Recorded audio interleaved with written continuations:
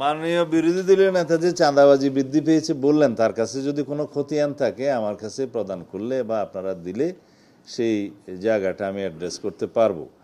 আমরা গত 30শে এপ্রিল থেকে শুরু করে এই পর্যন্ত আরও অনির্দিষ্টকাল পর্যন্ত আমরা সারা দেশে অভিযান পরিচালনা করছি চাঁদাবাজির বিরুদ্ধে, সন্ত্রাসীদের পাকড়াও করার জন্য, মাদক এবং অন্যান্য জুয়া টুয়া সব সহ যারা অস্ত্রধারী অবৈধ দাগি আসামি তাদেরকে গ্রেফতার করার জন্য। বিশেষ করে আমরা এখানে মাদকের উপরে গুরুত্ব বেশি দিয়েছি এবং অস্ত্রধারীদের বিরুদ্ধে যে সন্ত্রাসীদেরকে দাগি আসামিদেরকে গ্রেফতার করতে পারি তাদের বিরুদ্ধে অভিযান চালানো হচ্ছে। প্রতিনিয়ত সেই তালিকাটা আপনাদের সামনে প্রকাশ করে, বিশেষ করে ডিএমপি দেয়, সারা দেশেরটা পুলিশ হেডকোয়ার্টার দেয়, জেলা থেকে এসপি সাহেবরা দেন। আমাদের কাছে এটা বাধ্যতামূলক আমরা করেছি যে কোন দিনের কী অভিযানে কী অগ্রগতি হয়েছে একদম ক্যাটাগরি ওয়াইজ আমাদেরকে রিপোর্ট প্রদান করে। সেই তালিকাটা আপনাদের মাধ্যমে আমার মনে হয় বিরোধী দলীয় নেতার কাছে যেতে পারে বা পত্রিকায় আমরা প্রকাশ করতে পারি আরও বেশি করে। কোথায় চাঁদাবাজি বৃদ্ধি পেল সেই তালিকাটা পেলে ব্যবস্থা নেব। আর দ্বিতীয় কোয়েশ্চেন কি,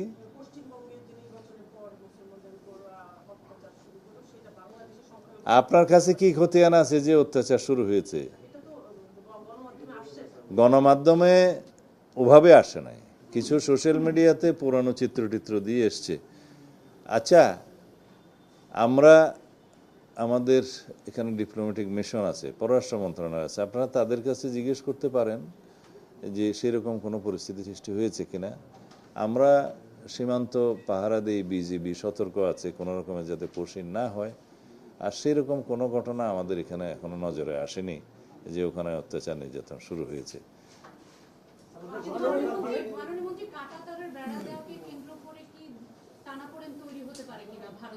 এই বিষয়ে তো আমি গতকালকে কথা বলেছি।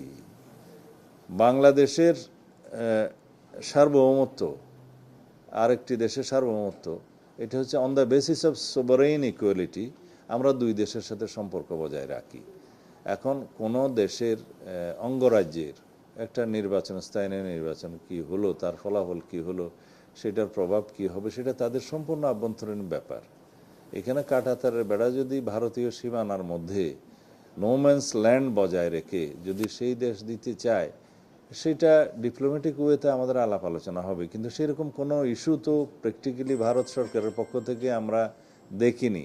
এখন অঙ্গরাজ্যের নির্বাচনের পরে কোনো বিজয়ী দল যদি কোনো রকমের কোনো বক্তব্য দিয়ে থাকে, সেটা তো আমাদের সোভারেইন ইকুয়ালিটির ভিত্তিতে আমরা সেই জবাব দিতে পারি না। আমাদেরকে জানাতে হবে ভারতের কেন্দ্রীয় সরকারের পক্ষ থেকে যে বাংলাদেশ বর্ডারে বা ইন্ডিয়ান বর্ডারে তারা কিছু করতে চায় কিনা। সেটা ডিপ্লোম্যাটিক চ্যানেলে হবে, পররাষ্ট্র মন্ত্রণালয়ের সাথে তারা কথা বলবে, সেটার সাথে সংশ্লিষ্ট নই আমি স্বরাষ্ট্রমন্ত্রী হিসাবে। আমার দায়িত্ব হচ্ছে যে বর্ডারে নিরাপত্তা নিশ্চিত রাখা এবং যাতে কোনো রকমের পুশিন না হয় সেটার ব্যবস্থা করা, আইনশৃঙ্খলা পরিস্থিতি সেই জায়গায় সমুন্নত রাখা। তবে আমরা সতর্ক আছি, বিজিবিকে আমরা সতর্ক থাকতে নির্দেশনা দিয়েছি অনেক আগে। ধন্যবাদ।